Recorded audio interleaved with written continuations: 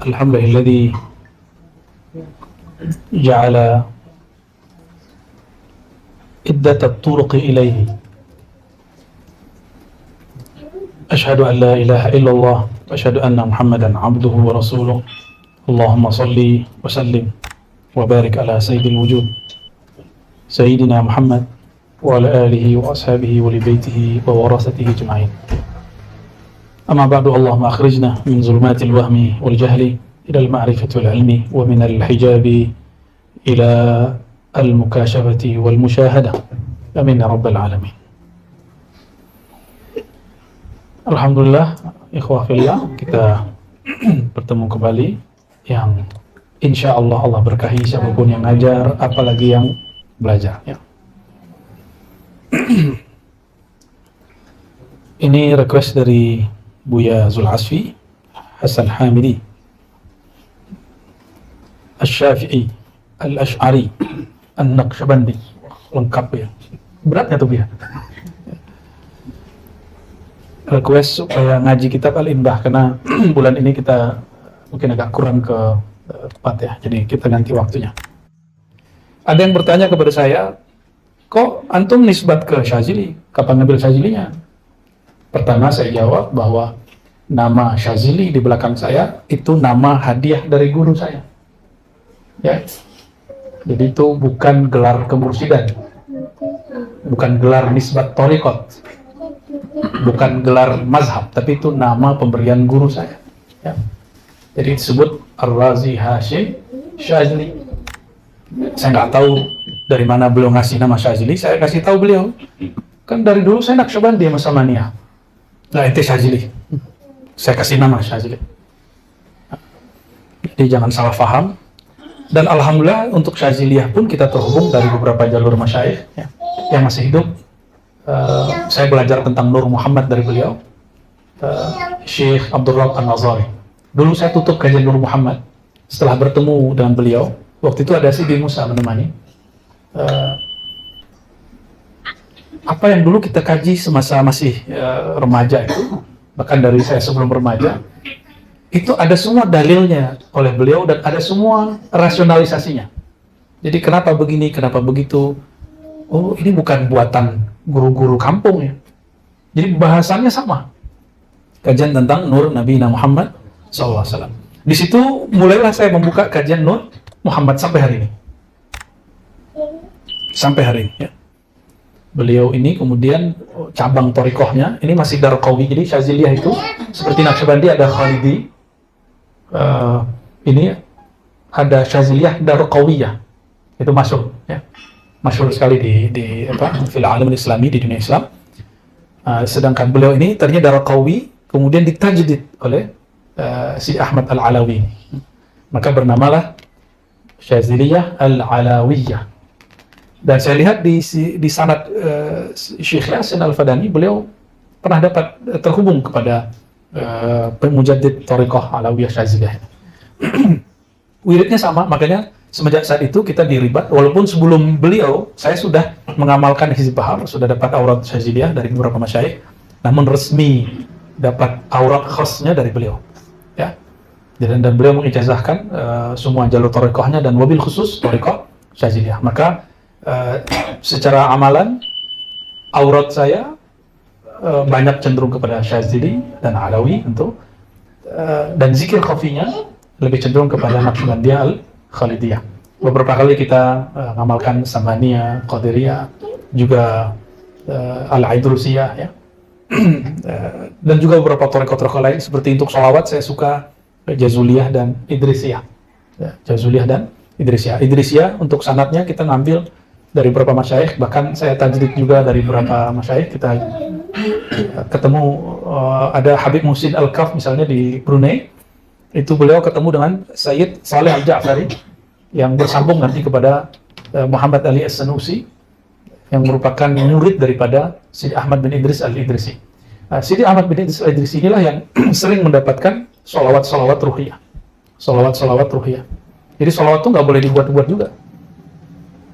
Jadi bid'ah dalam usul fikih ma la yadullu alaihi dalilun syar'i, sesuatu yang tidak ada dalil syar'inya. Kalau bagi ahli ilham Suatu gubahan sholawat yang tidak ada ilhamnya, isyaratnya, itu dianggap bid'ah secara batin. Itu sebabnya nggak ada mursyid buat wirid baru kecuali dapat isyarat ruhani. Dan isyaratnya harus melalui al-bab al-Muhammadi, dari pintu Sayyidina Nabi SAW. Banyak orang nanya, Nabi Muhammad kan udah mati? Loh, nanti kurang ajar Nabi Muhammad mati. Ya, yang boleh ngomong Nabi Muhammad mati itu cuma Allah. Afa immata, itu pengandaian. Jika dia mati. Nabi sebelum wafat ngomongnya apa? Rafiqul a'la, Rafiqul a'la. Maka kita semenjak saat itu afdal an naqul, mengatakan intaqala ila Rafiqil a'la. Berpindah kepada Rafiqil a'la. Gitu. Nanti apa maknanya tanya ke Buya Zul Asfi. Apa makna Rafiqul a'la itu ya? Jadi ada orang yang salah-salah adabnya. Termasuk dulu ada seseorang yang datang ke sini, terus dia tidak percaya ketemu Nabi secara rohani. Oh, berarti Nabi keluar-keluar dong dari kuburannya. Padahal ngaku aswaja loh. Ngaku aswaja, tapi nggak percaya bisa ketemu Nabi SAW. Batal nggak aswaja itu? Menurut saya batal aswajanya. Ya, ngaku aja pakai baju aswaja. Sampai ada kawan kita satu yang kemudian marah kan waktu itu. Tapi kita sudah biarin. Nggak percaya. Tapi ngakunya aswaja, ngakunya bisa membentengi akidah. Ya salam ya. Nggak usah jadi penitia kebenaran lah. Kita ini sama-sama pencari kebenaran. Tidak ada orang yang berhak mengatakan dia lebih benar dari orang lain. Cukup mengatakan, insya Allah mujahadah saya begini dan saya yakin dia benar. Tapi itu bukan pasti kebenaran. Karena keyakinan masing-masing orang lain. Kebenaran itu satu milik Allah. Tapi kebenaran makhluk tidak pasti. Maka kita ini cuma menyebut wallahu a'lam bishawab. Lebih dekat kepada kebenaran. Bukan merasa paling benar ya. Itu juga kita nggak pernah mengatakan torikot kita paling keren, nggak. Siapa tahu di luar sana ada mursyid yang meramu torikohnya luar biasa. Kita juga nggak pernah mengatakan mazhab kita paling oke, nggak. Manhaj kita paling hak, nggak pernah. Ya. Kita sedang berusaha mencari kebenaran dan mendekat kepada Allah yang maha benar. Oh berarti kamu penganut ini dong, sufastaiyah, kebenaran relatif. Oh enggak. Kita mengatakan ada kebenaran mutlak milik Allah. Kita sedang mengarah ke sana. Bukan kita klaim wah kebenaran bisa siapa saja, kamu benar, bukan begitu. Itu namanya relativism ya. Nanti kita di bab falsafah kita bicara itu. Musuhnya Aristo sampai Imam Ghazali. Jadi filsafat barat, filsafat Yunani kuno, bukan barat ya. Jadi banyak orang salah menyebut Aristoteles itu filosof barat, keliru. Disebutnya ancient Greek ya. Al-Yunani atau Al-Ighriq Al-Qadim. Yunani kuno. Nah, karena Yunani itu dulu cakupannya luas. Ada Yunani yang asal, ada yang pengaruh Yunani. Pengaruhnya itu Turki, Yordan, sampai ke Alexandria. Ya, peradabannya hampir sama. Bahkan kemudian terjadi yang disebut Hellenism, yang nama putri saya yang ketiga diambil oleh istri saya dari situ, sampai diprotes oleh beberapa akhwat ya. Kok namanya nama gereja? Saya rasa nama itu netral ya. Ya, gereja tidak pernah mengatakan itu hak cipta mereka juga ya kan. Dan itu terjadi di kalangan orang-orang pemikiran yang dulu dimusuhi gereja. Tapi kemudian beberapa gereja sejak Thomas Aquina menerima, tuh atau bingung lagi nyebut nama itu kan. Dia kemudian menerima falsafah lalu mencoba merasionalkan ajaran-ajaran ketuhanan Allah dia melalui jalur falsafah ya. Coba saya ganti. Baru kemudian kita dengar orang barat yang dulu sekolahnya di gereja akrab dengan filsafat. Ya. Nah, itulah Hellenism. Hellen itu bacanya bukan Helen. Ellen. El itu bisa Tuhan, bisa cahaya, nur. Jadi tanwiriyah, pencahayaan, penerangan. Jadi Hellenism itu artinya pertukaran budaya positif melalui keilmuan dan peradaban. Maka sampai ke negeri kita. Jadi dulu sampai kemana-mana itu. Nah, itulah inspirasi nama Helena. Ya. Ya. Saya manggilnya Ellen karena sesuai dengan lahjahnya. Ellen Nur. Ya dia juga kan. Ellen Nur, Tanwir, Nur juga. Jadi jangan dikira saya yang narsis ngasih nama anak Hisham, Hussein itu yang narsis ibunya itu, yang uminya itu. Baik teman-teman semua yang dimuliakan Allah. Alhamdulillah kita ditakdirkan Allah menjadi pembelajar. Maka disebut di dalam riwayat Darimi, al-alim dan muta'alim itu syarikani fil ajr. Orang yang alim mengajarkan ilmunya dan yang belajar itu kemuliaan yang Allah berikan kepadanya hampir setara. Syarikani. Syarik itu bersekutu bersama. Tapi jangan gair dulu, guru itu tetap satu derajat daripada antum. Ya, tetap satu derajat. Mau gimana kita, tetap di satu derajat. Walaupun ilmu kita lebih tinggi dari dia. Karena kita bisa seperti itu karena dia. Ya, kayak MLM, semakin banyak orang dapat ini, walaupun kita merasa diri kita lebih kaya, ya dia tetap dapat poinnya. Gitu ya. Nah, ini harus diterapkan dalam adab kita keseharian, menghormati guru, walaupun antum sudah sekolah tinggi. Ya. Nah, ini yang saya suka melihat Dr. Aldomi dan Buya Asfi, itu ketemu kiai-kiai atau ustaz-ustaz di kampung yang nggak kuliah, mohon maaf, itu beliau masih cium tangan. Santri sana aja nggak cium tangan, cium tangan. Musyrik gitu ya.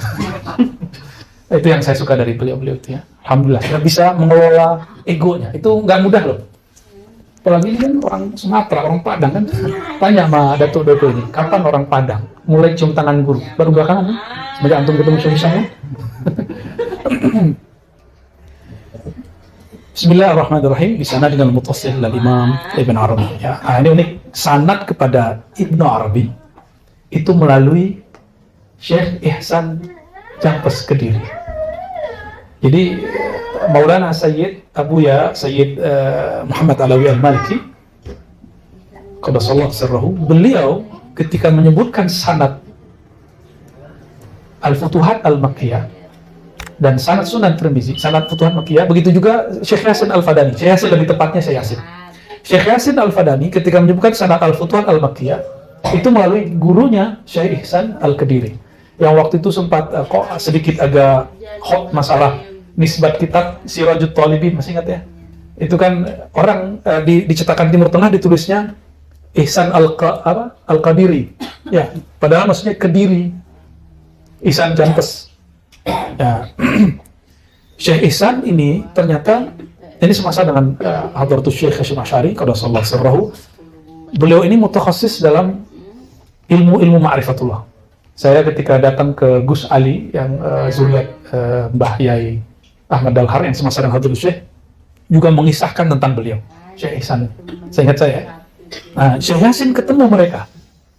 Dan kita beruntung berkat asar Syekh Yasin. Antum gak usah khawatir, walaupun ada seorang guru saya mengatakan memutus jalur saya lewat dia, nggak apa-apa. Dia tetap guru saya. Sekali jadi guruku, sampai mati tetap saya anggap sebagai guru saya. Ya. Mau dia menghujat saya, ya nggak apa-apa lah. Mungkin ya sifat insaniyah lah, manusiawi. Mafi muskilah. Ya. Kita la nadha' fi qulubina ghillah. Ya. Kita doa kita kan begitu. La taj'al fi qulubina ghillan lil ladzina amanu. Jangan engkau tertaruh di kalbu kami ya Allah ghil. Ghil itu bisa hasad, iri, dengki, marah ya. Maka saya katakan khalas. Kita akan ngambil mauqif Imam Ghazali yang tidak pernah membicarakan gurunya Imam Zuhli. Nggak pernah, nggak ada satupun jarah. Ya, tapi ya kalau kita awal-awal terpancing dikit nggak apa-apa ya. Manusiawi itu, kecuali ada malaikat. Ya. Baik. Toh, alhamdulillah saya dapat ijazah dari murid-murid Syekh Yasin itu sudah lama sebelum beliau dan setelah beliau pun masih banyak. Ya. Kalau kita kumpulkan adalah puluhan. Cuma saya nggak usah sebutkan satu-satu. Karena Imam Suyuti itu nyindir orang yang suka sering-sering nyebut sanadnya. Takutnya ada iftikhar di situ, sombong ya. Jadi nggak ada masalah ya. Yang paling unik itu Imam Muslim. Imam Muslim mengatakan semenjak hari ini aku akan buang riwayat siapa? Az-Zuhli. Seperti aku melempar jubahku. Ya, mirip-mirip juga seperti Imam Asy'ari itu ya. Mirip juga. Dan saya nggak akan melakukan itu ya. Mafi muskilah. Nahnu la nukhasimu ahadan wa in khasamana. Ya, kita enggak memusuhi orang walaupun dia memusuhi kita. Ya. Dan jalur Syekh Yasin itu beliau menyebutkan sanad Futuhat Makkiyah dan semua kitab Imam Ibn Arabi melalui Syekh Ihsan Kediri. Nah, ini perlu jadi tanda syukur juga bagi kita bahwa sanadnya orang-orang dari tanah Jawi ini Nusantara semua itu juga mu'tamad ya. Bisa dijadikan sebagai pegangan dan sandaran. Qala Syekh Al-Akbar Muhyiddin Ibn Arabi qaddasallahu sirrahu wa rawahallahu ruhahu. at-tariqu ilallahi tariqani. Jalan menuju Allah itu ada dua. Yang pertama, tariqun qabla al-wusul. Jadi beliau nggak bagi jalan, kan jalan itu banyak kepada Allah. Bahkan Imam Abu Yazid mengatakan jalan kepada Allah itu sebanyak nafas makhluk. Ada juga yang mengartikan bukan anfas, tapi anfus. Sebanyak jiwa, sebanyak makhluk itu, sebanyak itulah jalan menuju Allah. Tapi dari semua jalan makhluk itu kepada Allah, beliau kemudian simpulkan bahwa jalan mendekatkan diri kepada Allah dua aja. Satu, jalan sebelum wusul, sebelum ada kesadaran bertuhan. Wusul itu terjemahannya kesadaran bertuhan. Ya. Secara harfiah wusul berarti apa? Sampai. Nanti orang bayangin, sampai itu pindah-pindah. Kayak kita sampai di satu kota. Salah paham lagi, seperti kita menjelaskan mengenai bab menghembuskan. Allah menghembuskan ruh. Yang kebayang sama orang jahil, itu seperti puntung rokok dibagi dua. Mana ada begitu ya? Nggak ada begitu. Nafakho itu lafaz Qur'ani. Mengingkarinya kufur. Mengingkari lafaz Qur'ani kufur. Bahkan asyaddu kufran lah. Menambah-nambahinya bisa jadi bid'ah. Kalau bid'ahnya baik, hasanah. Kalau tidak, ya sayyi'ah. Maka kita nggak akan menambah-nambahkan lafaz nafkhu. Jadi bagi kita, ar-ruh nafkhullah, titik. Ar-ruh amrullah, titik. Udah dua aja istilahnya di Quran. Kecuali ada istilah lain di Quran. Ya. Nah, sama dengan masalah ini. Ya. Sama dengan masalah ini. Allah itu bukan benda, tidak bertempat, tidak memerlukan tempat. Maka, jika disebut sampai kepada Allah, bukan berarti berpindah dari suatu tempat ke tempat yang lain. Ya. Jadi saya menerjemahkan wusul itu lebih kepada kesadaran ruhani bertuhan. Jalan kepada Allah itu ada jalan sebelum kesadaran itu muncul. Yang kedua, jalan ba'dal wusul, setelah kesadaran itu muncul. Artinya apa? Orang yang sudah ada kesadaran bertuhannya nggak boleh berhenti. Dia harus terus berjalan. Nggak boleh berhenti di satu tahapan. Makanya Sidi Ahmad As-Sirhindi, mujaddid dalam Thariqah Naqsyabandiyah, ketika mengomentari masalah Ibn Arabi, beliau mengatakan, jika Ibn Arabi meyakini wahdatul wujud puncak tertinggi, sebenarnya di atas itu ada lagi. Tapi pengetahuan saya, Ibn Arabi juga nggak ngomong begitu. Itu cuma hadis diskusi orang yang kemudian diluruskan oleh Syekh Ahmad Sirhindi. Ya. Masa Ibn Arabi nggak ngerti masalah ini? Nggak mungkin. Dia sangat paham. Maka dia tutup kajian dia ketika di Futuhat bahwa makom kepada Allah itu ribuan, yang sempat dia tulis 500-an. Dan setahu saya membaca buku kitab-kitab tasawuf, yang paling banyak menyebutkan makom baru Ibn Arabi. Berapa tadi? Ya, 500-an. Manazil Sairin Al-Harawi cuma berapa itu ya? 100 ya. Al-Harawi 100, ingat saya. Al-Hariri sekitar itulah. Ya, Surawardi lebih sedikit lagi. Udah diringkas lagi. Ghazali lebih sedikit lagi. Ya. Wa tariqun ba'dal wusul. Jadi ada jalan setelah mencapai kesadaran. Ini yang gampang dulu. Jadi dokter akhir dari perjalanan intelektual nggak, Bu ya? Jadi dokter. Justru awal. Diangkat jadi mursyid, udah beres belum tariqnya? Belum. Dapat ijazah kertas, secara kertas aku ijazahkan engkau menjadi mursyid, beres. Enggak, ya. Makomat gak ada urusannya sama ijazah. Ya, ijazah itu cuma hak otoritas mengajar. Makomat itu urusan kita sama Allah. Urusan kita sama Allah. Jadi jangan kemudian jadi pemburu ijazah. Kalau hak antum pasti dikasih. Ya. Bahkan ada orang yang sudah sampai di makom itu, nggak dikasih. Karena layan nggak manfaat. Manfaat itu ketika dia bisa berbagi dengan cara yang baik. Ada orang berbagi tapi norak. Ada yang berbagi tapi ember. Berbagi tapi nggak pada saat dan tempatnya. Itu nggak akan dikasih. Walaupun makomnya tinggi. Ya, karena rahasia itu hanya diberi kepada orang yang mampu jaga rahasia. Amanah hanya diberikan kepada orang yang mampu menjaga dan menunaikannya tepat waktu. Mungkin tidak selalu benar, tapi minimal dia berusaha mencapai kebenaran itu. Ya. Jadi misalnya kalau sudah suluk 10 kali, terus sudah jadi mursyid, selesai. Enggak. Di sinilah kebanyakan halal ya. Zallahnya orang-orang yang dapat ijazah, sudah enggak menjaga wirid lagi setelah dia dapat ijazah. Antum sholat sama aneh masih baca hizib nggak? Masih baca hizib, masih baca dalail, masih kan? Masih baca rotib kita. Ya, karena nafsiyah kita butuh dinetralkan dengan rotib dan wirid, tahlil khataman. Itu sebabnya saya menyarankan tiap Jumat, siapapun yang mimpin zikir di sini, tolong datang. Nanti antum diuji, datangnya karena sosok fulan atau karena Allah. Kan Nabi ngomongnya apa? Idza maratum bi riyadil jannah farta'u. Jika kamu melewati kebun-kebun surga, maka mampirlah. Dan farta'u itu bahasa Arabnya petiklah. Jangan hanya lihat-lihat jadi juri, petik, ikut menikmati. Amati sebentar, cicipi. Gitu. Kalau kebun surga sudah ada di dunia, berarti padang pasirnya neraka sudah ada di dunia. Ya, hawa neraka sudah ada di sini. Surga itu nikmat, enak, nyaman. Maka kebun surga itu penandanya satu, as-sakinah. Ada kedamaian di dalam kalbu.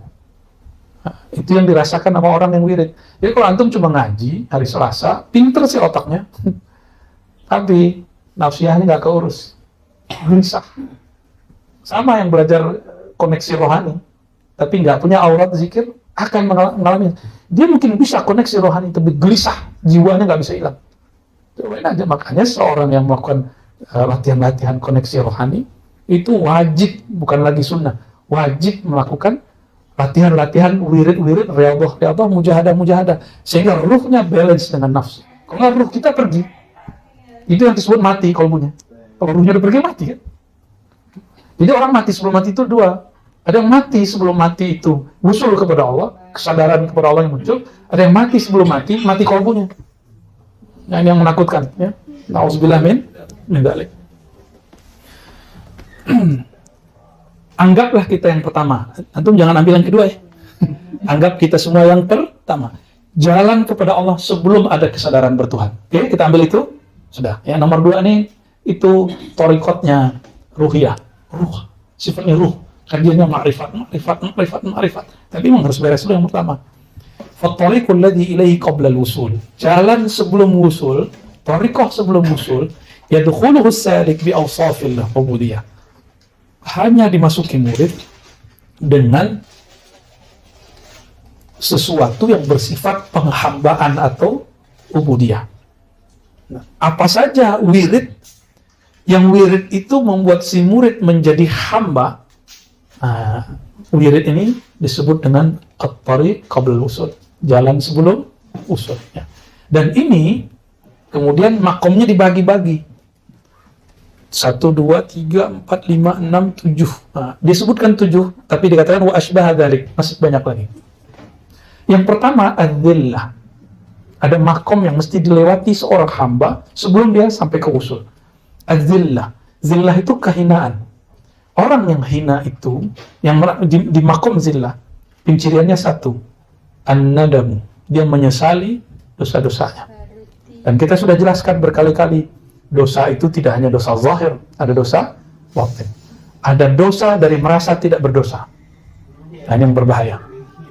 Dosa dari merasa tidak berdosa. Maka saya minta ampun kepada Allah jika ada orang tersinggung dengan saya, tapi saya nggak masalah tersinggung. Antum tersinggung nggak nih ngomong? Betul. Serius. Kalau tersinggung berarti antum cari guru yang lain. Ya. Kalau murid tersinggung sama guru, berarti bukan kenapa-napa. Antum nggak cocok aja udah cari guru yang lain. Nanti kalau sudah hilang sifat, boleh ngaji lagi. Kenapa? Karena kita berguru itu emang untuk disayat-sayat kalbunya, dibersihin. Orang kalau ada tumor dibuang kan tumornya, dan buang tumor itu menyakitkan. Ya. Baik, idzillah. Maka zillah ini thariqahnya. Dalam setiap makom itu ada thariqah. Apa thariqah zillah itu? Yaitu atau al-istighfar wa taubah. Yaitu istighfar dan taubat. Kita biasanya kalau sebelum zikir, setelah syahadat, mulainya dengan istighfar. Digabung. Wal faqr. Yang kedua, apa arti al-faqr? Menerbitkan rasa membutuhkan, memerlukan bantuan Allah Subhanahu wa ta'ala. Itu al-faqr. Gimana? Bukan memerlukan guru. Kita memerlukan guru itu karena guru itu mengantarkan kepada Allah, sederhana aja. Kalau nggak perlu guru itu. Tapi karena pintu menuju Allah hanyalah guru, guru itu bersambung kepada penghulunya para guru, itu baginda Nabi Muhammad SAW, maka wajib mengalami guru. Jangan ketipu dengan kata-kata orang yang mengatakan, nggak usah ikut guru, langsung ke Quran Sunnah. Lah yang ngajarin Quran dan Sunnah itu siapa? Guru. Dan orang yang ngomong ini, dia sedang menjadi guru. Kan sama kayak ngomong, jangan ikut aneh, langsung Quran aja. Itu namanya GOBL. Itulah orang yang jahilun la yadri annahu jahilun. Dia nggak ngerti. Dan parahnya nggak ngerti kalau dia tuh nggak ngerti gitu. Dia jahil, tidak sadar dirinya jahil. Merekam. Sampai-sampai ada yang ngomong, gak usah ikut Syafi'i. Ya akhi. Hatta gak usah ikut sahabat Nabi, langsung ke Rasulullah. Pas kita tanya, ternyata maksudnya ikut Imam Bukhari, Imam Muslim. Jadi kalau baca Sahih Bukhari, berarti langsung ke Rasulullah. Berarti dia nggak ngerti siapa Imam Bukhari, nggak ngerti siapa Imam Muslim. Imam Bukhari ke Nabi langsung nggak? Imam Bukhari ke Nabi paling dekat 3 orang. Jadi dia masih ngambil guru, dan gurunya hampir 2000. Jadi Imam Bukhari supaya wusul kepada Rasulullah, beliau punya guru berapa? Hampir 2000, 1700-an kata sebagian masyayikh. Itu biar beliau terhubung. Nah, sekarang orang mengatakan langsung saja kepada Sahih Bukhari. Dia nggak mikir sebelum abad ini, bahkan mungkin 50 tahun lalu, sedikit orang yang punya kitab Sahih Bukhari. Gimana cara kembali ke Sahih Bukhari? Sekarang mau buka Google beres. Ya, buka aplikasi Sahih Bukhari beres gitu ya. Sekarangmu ya. Beragama kok begitu. Yang mengatakan langsung kepada Allah, dia sudah berbohong atas nama Allah dan Rasul. Kenapa? Yang boleh langsung ke Allah itu cuma Rasul. Itu namanya wahyu. Jadi yang langsung dapat kepada Allah itu dia dapat wahyu. Ternyata maksud dia kepada Allah itu baca mushaf, bukan baca Quran. Ingat, mushafnya bukan mushaf yang Arab, tapi terjemahan. Jadi berdebatlah kita di satu kota, saya nggak usah sebut namanya kotanya, taruh orang kota situ tersinggung ya. Ustadz, ente itu baca kitab kuning, itu nggak benar. Langsung saja kepada Al-Quran. Saya tanya, Al-Quran yang mana bro? Nih saya bawa, ternyata cetakan Kementerian Agama. Alhamdulillah kertasnya masih agak kuning-kuning dikit. Saya tanya, engkau kembali kepada Quran, atau buku Quran, atau terjemahan Quran? Mulai bingung deh. Mulai bingung. Yang penting ini Quran. Coba bacakan Quranmu. Dibacakan, yang dibacakan terjemahan. Al-haqqu min rabbika, itu diterjemah. Kebenaran itu dari Tuhanmu. Janganlah engkau merasa ragu. Saya bacain ayatnya. Kamu tahu nggak ayatnya? Nggak apa. Nah, ini saya bacain ayatnya.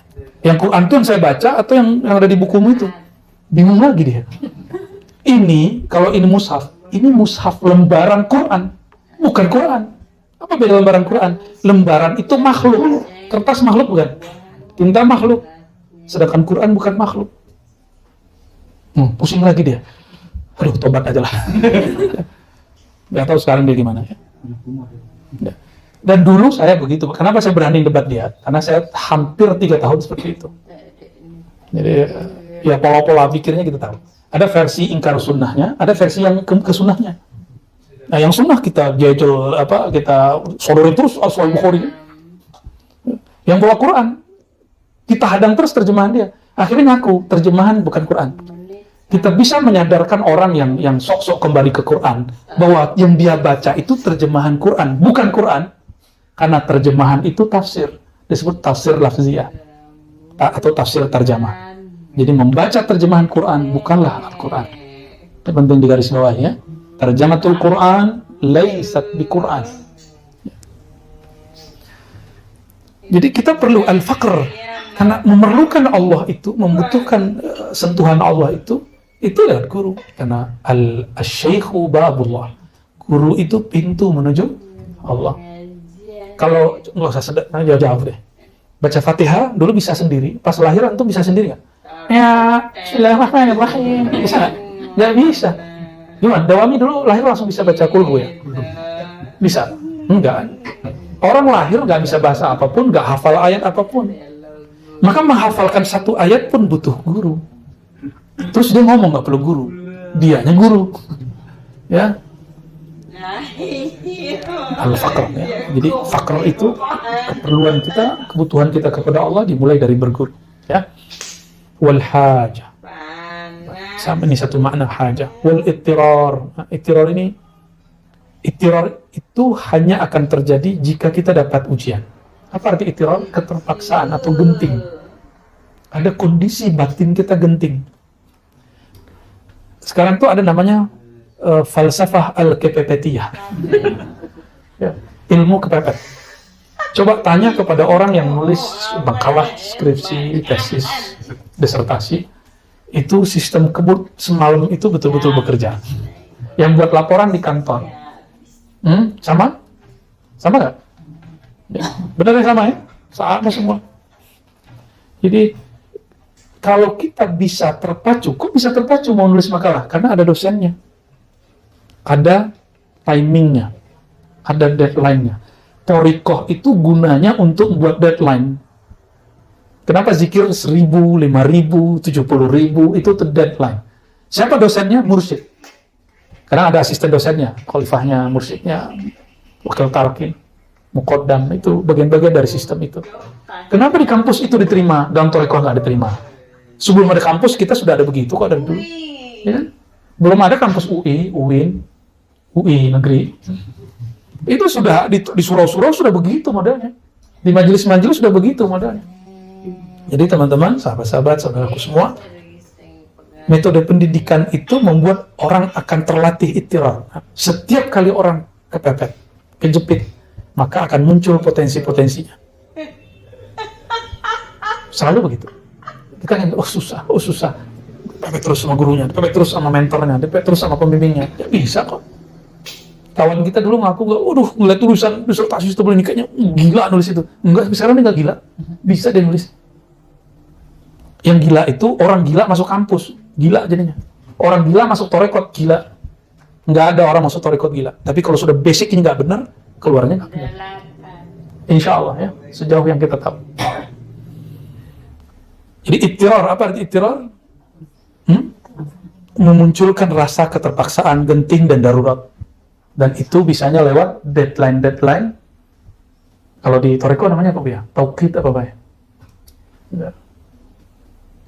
Biasanya target-target angka sekian. Kenapa sholawat nariyah 4.444, tahlil 70.000 kali 7? Antum bayangin langsung stres ya?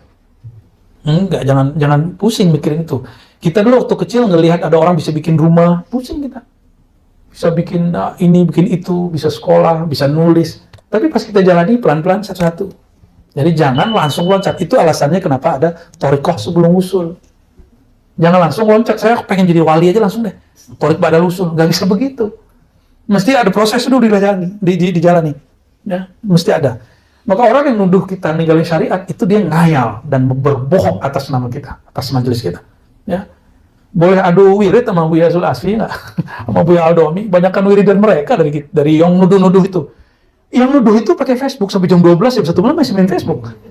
Lah kapan dia mau wiridan? Di husnuzon aja. Mungkin dia wiridan jam 2. Mungkin, Allah alam. Ngomenin orang ahli makrifat bahwa orang ini udah nggak pakai syariat. Lah ngomenin ini sampai jam 1 malam. Habis itu tertidur sembari memegang handphone. Begitu pembela aswaja. Berhenti ente bela aswaja begitu. Aswaja gak butuh ente. Ya.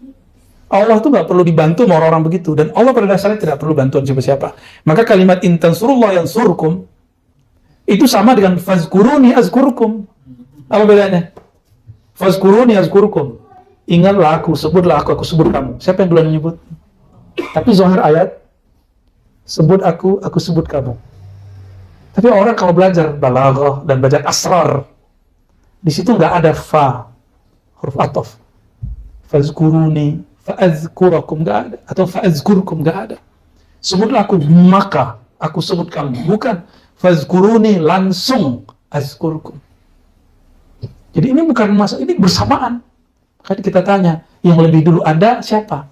Allah itu tidak pernah tidak ada. Itu makna daripada huwal awwalu la yasbiquhul adamu. Tidak pernah tidak ada. Terus kapan dia berhenti? Sekali dia menyebut kamu, dia selalu menyebutmu.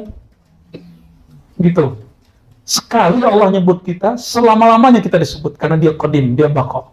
Tapi sekali kita menyebut dia, belum tentu kita menyebut dia lagi. Sekali Allah memandang kalbu hamba dengan ridha, selama-lamanya Allah ridha. Karena Allah tidak berubah. Yang berubah itu makhluk. Itulah maksud dari pembukaan risalah Al-Qushairiyah ketika ditanya Imam Abul Qasim Junaid Al-Baghdadi, apa hakikat tauhid? Jawaban beliau apa? Ifradul qidami anil hadas. Engkau mampu membedakan, mentamyizkan, mengesahkan mana yang hadis, mana yang qadim, mana yang sebenarnya pantas diesahkan, mana yang kemudian yang tidak pernah tidak ada itu. Jadi kita bisa zikir kenapa? Karena kita diberikan kekuatan itu dan digerakkan kekuatan itu. Masih merasa pantas minta pahala. Kita bisa baca namanya, dia yang bantu. Allahumma a'inni ala dzikrika. Ya Allah, bantulah aku menyebut namamu. Berarti menyebut namanya itu bantuan darinya. Kita minta pahala dari bantuannya. Itu namanya apa? Nggak punya adab ente. Nggak tahu diri namanya. Kok yang begitu sekarang yang banyak diajarkan? Dan kok bela-bela di bidang itu? Saya juga heran. Ya, antum heran nggak? Antum pinjemin antum sesuatu, terus antum bilang, udah dipakai segala macam. Minta, mana bayarannya? Mana? Pahalanya kan? Ya. Saya pinjam mobil ke Buya Azul Asfi, terus saya bilang, bayarannya mana Buya? Lah, udah minjem, minta bayaran. Jahilun murakkabun. Itu maksud saya kenapa kalau sholawat itu, kita bisa sholawat aja syukuri. Hikam kan begitu ngomongnya. Hikam ngomong begitu nggak? Cukuplah balasanmu bahwa engkau dinisbatkan kepada amalmu. Qad aflahal mu'minun alladzina hum fi salatihim. Padahal hayya 'alas shalah, jawabannya apa? La haula wala, aku nggak mampu sholat kecuali Allah gerakkan.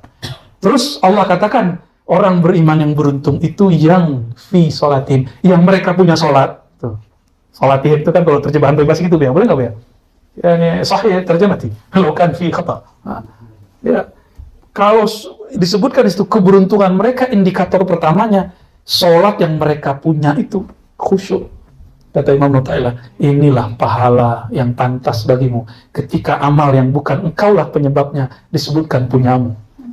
Inilah ajr, ganjaran terbaik yang Allah berikan. Ya, itu hadiah terbaik. Baca Quran, ini mata punya siapa? Lidah punya siapa? Yang menggerakkan hati siapa? Terus antum minta pahala. Hikam kan sesederhana itu. Loh, kok ada orang masih protes gitu? Itu tauhid yang diajarkan oleh Nabi SAW, yang diajarkan oleh para ulama, para aulia, para mursyidin. Kok orang masih ingkar? Ya sudah, kita nggak maksain orang kok. Yang nggak mau naik makom, ya selesai. Kan makom ini bisa, ini makom. Jadi makomat sebelum usul itu bisa disetting. Bisa dibuat kurikulumnya. Ya, ada planningnya. Ini ilmiah. Ilmiah itu letaknya di akal. Tapi yang setelah ini nggak bisa, dia ngikutin hal rohani. Kalau ini bisa ditarget. Dan bisa diukur. Istighfar kesekian, zikir kesekian. Kenapa Nabi memberikan zikir 33, 70, 100? Karena itu angka-angka sakti. Ya, angka. Maka setiap zikir mesti diganjilkan. Innallaha witrun yuhibbul witra. Hatta antum nggak dapat kenyamanan, bisa zikir tuh kok nggak kasyaf ya? Kok zikir nggak ngalamin yang dulu getaran itu ya? Nggak usah. Yang penting bisa nyebut namanya. Yang nama ini kalau disebut oleh langit-langit bergetar, begini lagi tuh. Rasanya nyebut nama Allah getar. Nyebut nama Allah di kolbu, pertama kali pasti dia bergetar. Karena kolbul mu'min itu bahasa lainnya Baitullah, bahasa ahlul ma'rifatnya Arsyullah. Ada aras yang zahir, itulah aras yang Nabi naik secara rohani dan fisik. Ada aras batin. Apa itu? Qalbul mu'min. Bukan di kitab, ada semua di kitab. Itu bukan perkataan Ar-Razi yang hina ini, yang jahil ini. Perkataan masyaikh. Ya. Oleh karena itu, ikhwah yang makan Allah, ketika kita ditakdirkan bisa beramal sesuatu, nggak usah minta apa-apa lagi. Cukup katakan, ya Allah, laka syukru wa lakal hamdu. Terima kasih engkau mengizinkan lidah yang pendosa ini menyebut namamu. Tubuh yang banyak maksiat dari ujung rambut sampai ujung kaki, semuanya ada maksiat, mata, kaki, kemaluan, semua ada maksiat. Sekarang Allah izinkan menyebut namanya dan dia bergetar. Itu bagi kita cukup. Kita nggak minta apa-apa lagi kepada Allah Subhanahu wa Ta'ala. Kalau sudah nyebut nama Allah, bersama Allah nggak? Ana ma'ahu idza dzakarani. Hadis Sahih Bukhari. Aku bersamanya jika dia membersamai zikir denganku. Antum zikir aja cukup. Karena sang punya nama tidak pernah pisah dari namanya. Nggak pernah pisah. Dekatnya sangat dekat sekali, tidak berjarak. Tapi dia bukan benda, maka jarak tidak berlaku kepadanya. Tempat tidak berlaku kepadanya. Kita serahkan kedekatan itu kepadanya. Ya? Gimana? Masih mau minta pahala? Enggak. Secara awam boleh atau minta pahala. Dan untuk kita semangat, kita kan baca faidah-faidah gitu ya. Siapa yang baca sholawat Jibril, maka dia akan dicinta makhluk. Ada kan? Senang. Tapi emang itu makhluk antum? Masuk kita ngamalin sholat Jibril.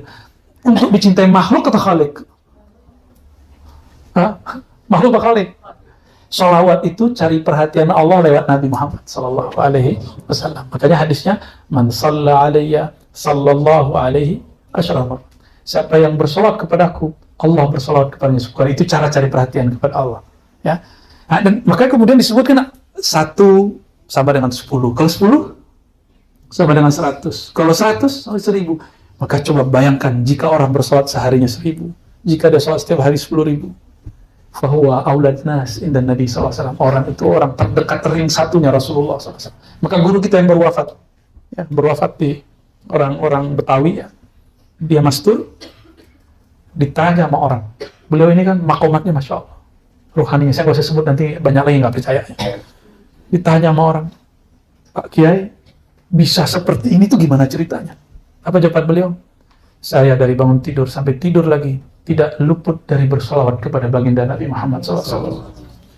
Berarti solawat dia nggak hanya pakai qomat kamit, dia juga solawat dengan ruhnya, dengan nafasnya, dengan geraknya. Jika engkau bangun tidur, lalu teringat cara Nabi bangun tidur, itulah solawat hal. Maksudnya meniru gerak Nabi.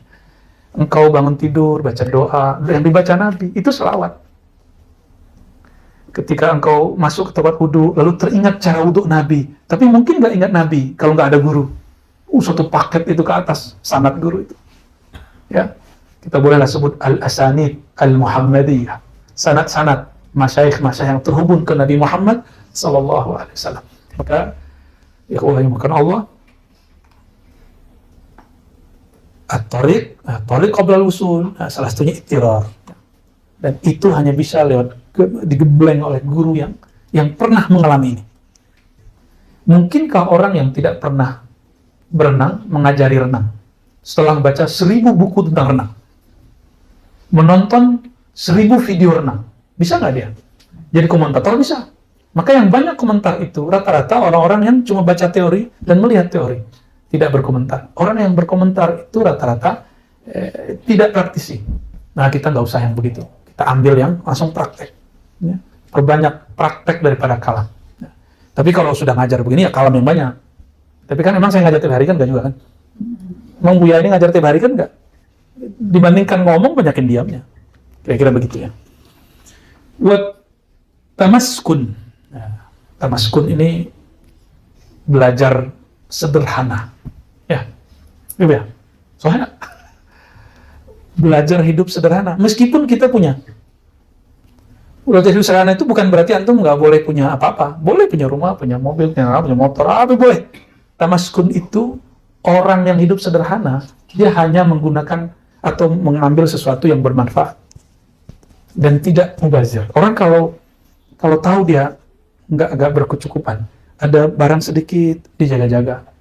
Beras satu aja dia nggak mau buang. Nah, mulai coba hari ini kalau makan ada 1 butir kecuali yang udah kotor, ambil habisin. Itu namanya tamaskun. Makannya nggak usah banyak-banyak, cuma mulai sederhana makannya. Ya. Orang miskin itu kalau makan betul-betul semangat, tapi dia syukur lebih banyak. Alhamdulillah hari ini masih bisa makan, itu orangnya. Kalau orang kaya kan nggak, gini lagi, rasanya gitu mulu. Kalau orang yang tamaskun, yang karakternya karakter yang bersifat sederhana, enggak. Dia mensyukuri apa yang ada. Itu sebabnya Nabi mengatakan, ini Nabi itu bukan miskin. Imam Subuki mengatakan, orang yang mengatakan Nabi itu miskin, dia harus kena iqab, kena had. Ini Imam Subuki, ayah dari Tajuddin Subki, Taqiyuddin Subki, dan beliau Tajuddin sama fatwanya. Wa ana aqulu bihi. Ya, itu mazhab saya. Imam Subuki ini kan Syafi'i ya. Itu mazhab rohani, mazhab adat. Kita nggak boleh mengatakan Nabi itu miskin. Nabi itu bergaya miskin. Gimana mau miskin? Istrinya 13. Maharnya Masya Allah. Maharnya untuk Sayyidah Aisyah 100 onta. Satu onta anggaplah yang paling murah 20 juta. 100 onta kilo. 20 kali 100 kam. Berapa? 2M. 2M. Pak Syam kali yang punya duit segitu. Ya. Lebih dia. Lebih. Alhamdulillah. Ya.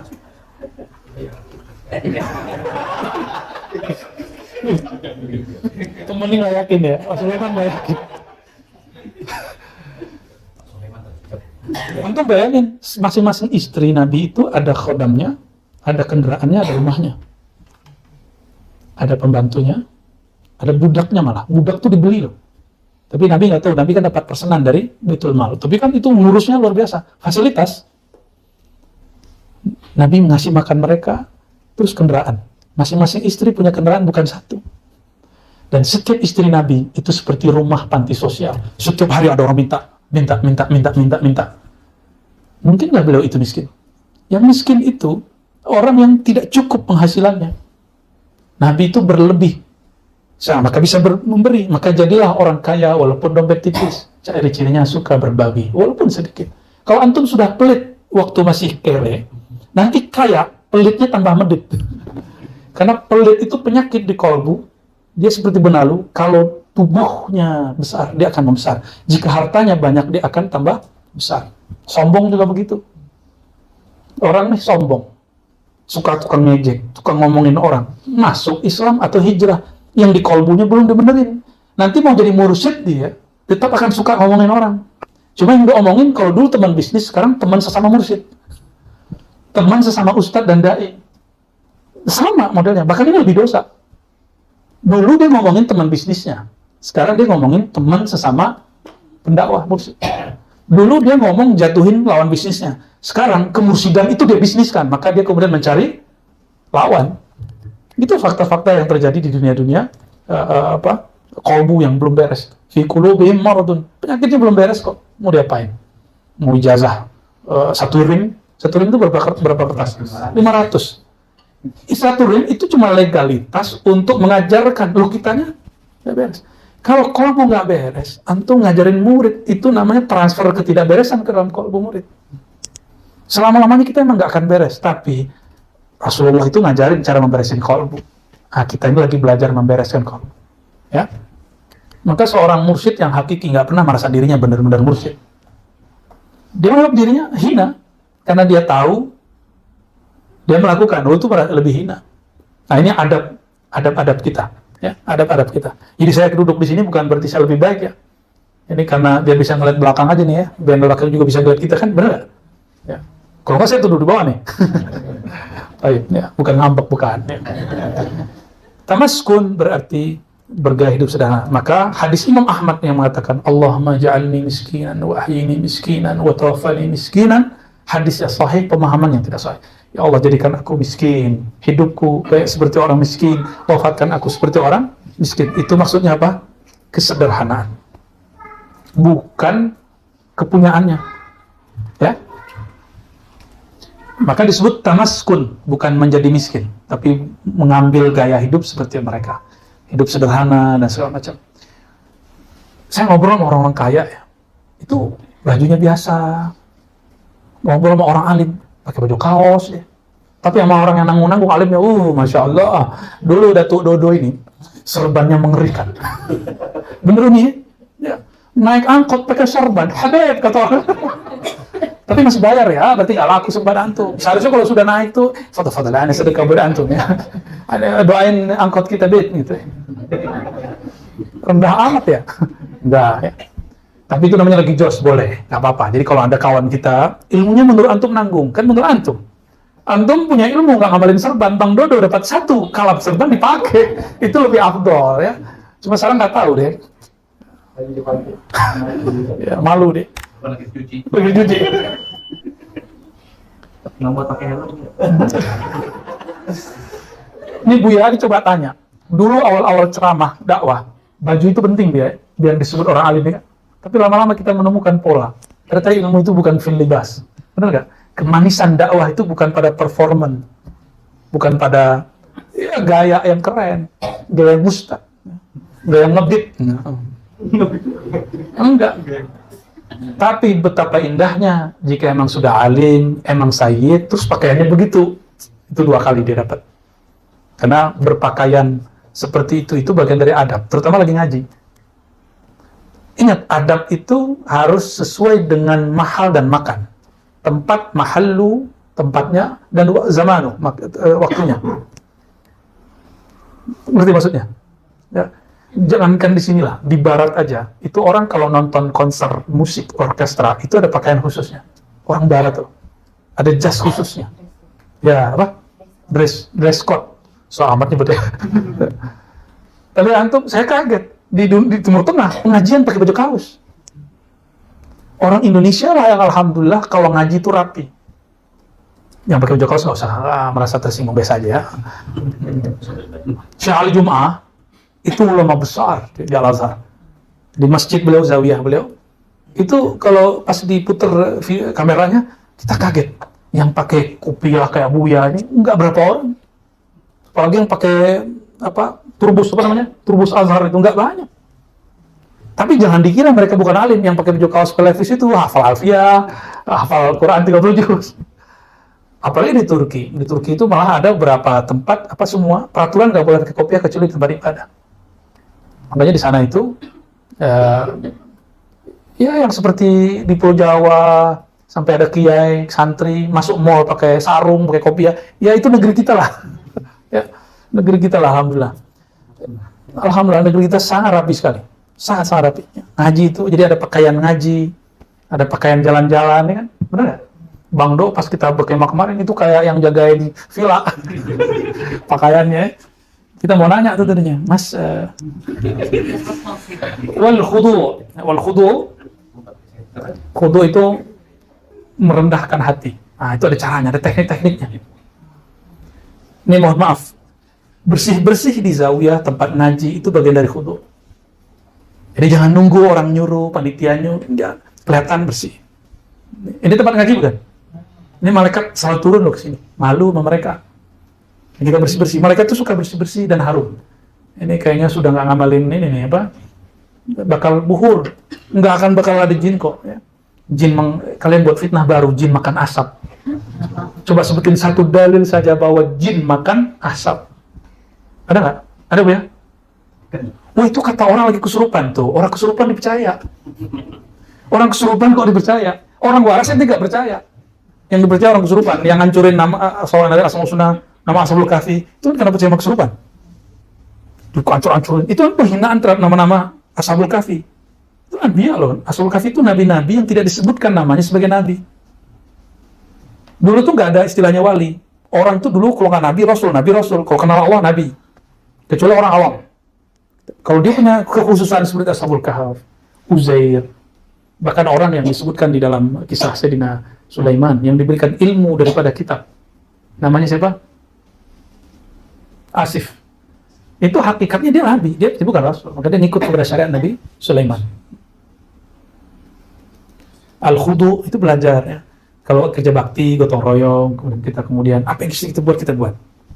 Ya, termasuk misalnya bawa makanan, itu bagian dari khudu. Saya tahu gimana sulitnya hidup Bang Do ini. Tapi kalau setiap kali majelis bawa, ada aja yang lebih nama dia. Barokah ya. Barakallahu fikum. Ini aneh gitu. Itu ajib. Itu gaya orang-orang kampung. Kita di kampung dulu di Padang. Setiap kali ada majelis pasti bawa makanan. Jadi datuknya antum sahih ya. Alhamdulillah. Tapi jangan begitu juga. Ntar kalau di sini harus konfirmasi ya. Ntar bawa makanan semua. Bingung supaya makan. Ya ini cuma untuk bagaimana cara khudu.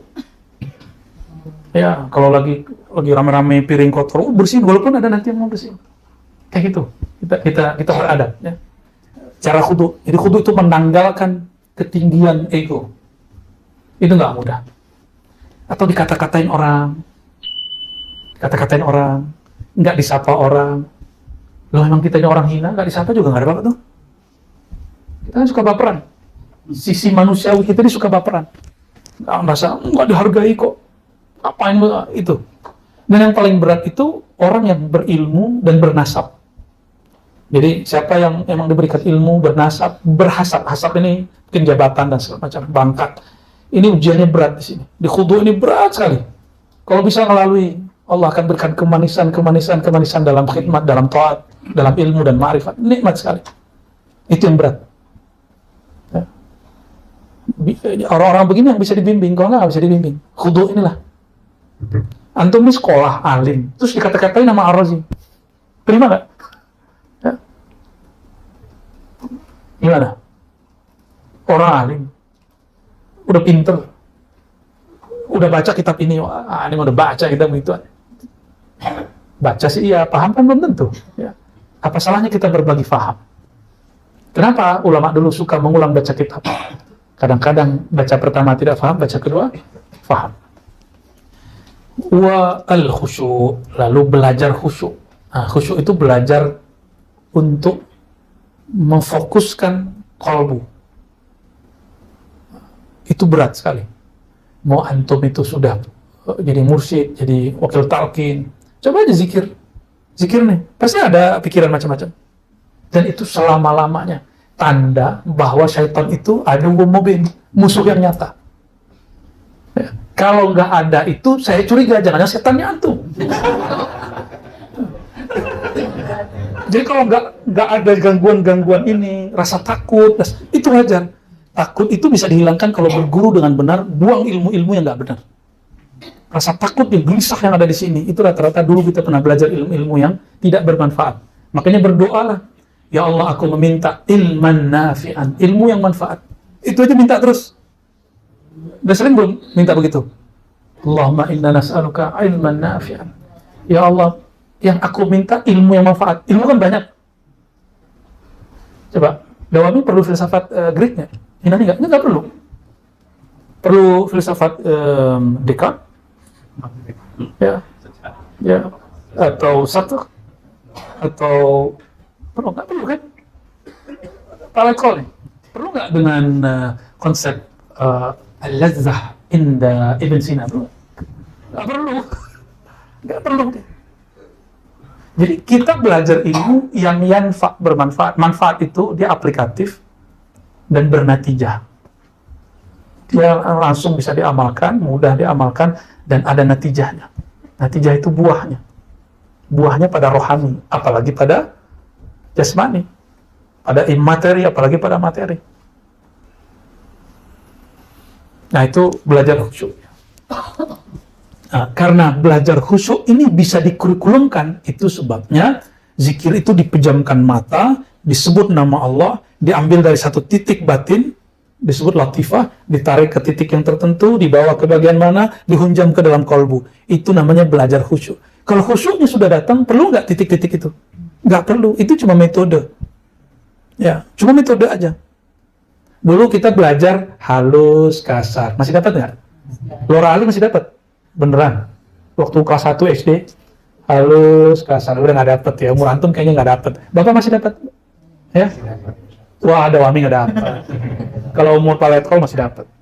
2 buya kita, 3 buya ini, 4 buya berarti itu. 5 mana? 4 ini masih dapat nih. Lagi wajah-wajahnya sudah halus kasar. Allahumma sholli ala Muhammad. Sekarang kalau nulis perlu nggak pakai halus kasar? Nggak perlu lagi. Ngetik dulu ngelihat kan ada angka apa simbol-simbolnya mesti lihat. Sekarang sama orang yang sudah terlatih setiap hari mengetik nama Allah di dalam kolbunya, dia nggak perlu lagi megang-megang tasbih. Kalaupun pegang tasbih itu cukup seperlunya simbol. Kata Imam Al-Hasan Al-Basri, ya Sayyidi, kata muridnya Hubayb Al-Ujaimi, engkau ini sudah jadi orang alim dan terkenal kewaliannya, masyhur kewaliannya, karamahnya, kok masih pegang tasbih? Apa jawaban beliau? Aku suka mengingat Allah dengan lisan tangan dan kolbu sekalian. Dan aku tidak akan meninggalkan apa yang aku dapat sebelum usul, setelah aku usul. Inilah yang kita ambil. Ini Thariqah Sufiyah. Thariqah Sufiyah beda dengan Malamatiyah. Jalur kita ribat, kita dari awal insya Allah konsisten di akidah Ahlussunnah wal Jamaah, Asy'ariyah Maturidiyah, fikih Syafi'i. Ada muftinya di sini. Ada ijazahnya loh. Beliau bertiga ini dapat ijazah. Benar, segala cek. Udah mursal. Dapat ijazah walaupun dia lupa ijazahnya. Dapat ijazah. Dan kita fikih Syafi'i. Maka di Ribat Putri masih belajar fikih Syafi'i. Ya. Masih belajar. Minimal Sunan Nasa'i. Nanti kan dipretelin mau bahas ini yang Syafi'inya ini gitu. Karena Imam Tirmizi itu dia nyebutin beberapa kaul. Nanti guru yang akan mengasih tahu ini yang kita ambil. Yang ditarjih atau dipilih sama guru ya. Dan dalam tasawuf kita bertasawuf yang masih menggunakan thariqah sufiyah, thariqah yang menjadikan syariat sebagai dasar, ya, thariqat sebagai jalan, hakikat sebagai pencapaian, dan makrifat sebagai hadiah dari Allah Subhanahu wa Ta'ala. Nggak lepas. Orang fitnah itu urusan mereka. Ya. Kalau ada kesalahan di kita wajar, kita kan bukan orang yang maksum. Anak Dato' Dodo namanya maksum. Maksum, kita nggak terbelah dari dosa. Kecuali orang itu yang menuduh Buya Zul Asfi ini diribat nih jadi kaya gitu ya. Mungkin dia nggak pernah salah kali ya, seumur hidupnya ya. Kalau kita kulli yaum, setiap hari kita melakukan kesalahan, benar nggak? Salah lisan, salah mata, nggak mata, telinga, tangan, kaki, itu semuanya ada. Nggak zahir, batin, qalbu. Nggak di lisan, di jari-jari, di sosial media. Hari ini tuh betul-betul dosa jari-jari itu nggak tahu deh. Betul-betul banyak sekali. Orang tuh kayaknya nggak mikir dulu mau komentar apa, mau buat status apa. Ya. Wallahu a'lam bishawab, yang nanti akan dilihat oleh orang-orang yang tidak menganggap komentarnya itu sebagai sesuatu yang harus dipertanggungjawabkan. Ya. Wal khusyu', jadi latihan khusyu' itulah latihan-latihan kerohanian, riyadhah yang telah dirumuskan dalam thariqah. Ya. Kalau di TKN, Qadiriyah Naqsyabandiyah, kita terhubung juga TKN lewat Mbah Yai Ahmad Halwani, masih hidup ya, di Magelang. Beliau konsen dan istiqomah mengajarkan ini dan mengijazahkan siapa yang perlu beliau ijazahkan. Beliau ini mengajarkan murid-murid kalau la ilaha illallah 165, ada zikir sekian itu sebenarnya belajar khusyuk. Begitu juga Abah Anom, Allah yarham, sama semua mursyid begitu ya. Ini baru thariq qablal ya, wa asbah dzalik, masih banyak bab-bab yang lain ya, termasuk riyadhah angka-angka itu masuk ke sana ya. Jadi teman-teman jangan tuduh orang-orang yang berzikir dengan hitungan itu sedang bertransaksi, tidak. Sedang ngitung-ngitung zikir kepada Allah, enggak. Allah enggak perlu zikir. Kita sedang melatih diri, bukan sedang membayar Tuhan dengan zikir-zikir itu ya. Semoga Allah Ta'ala mengistiqomahkan semua yang ia ridhoi selama kita masih di dunia ini. Dan Allah wafatkan kita dalam keadaan husnul khatimah dengan syafaat baginda Nabi Muhammad SAW, Nabiyur Rahmah.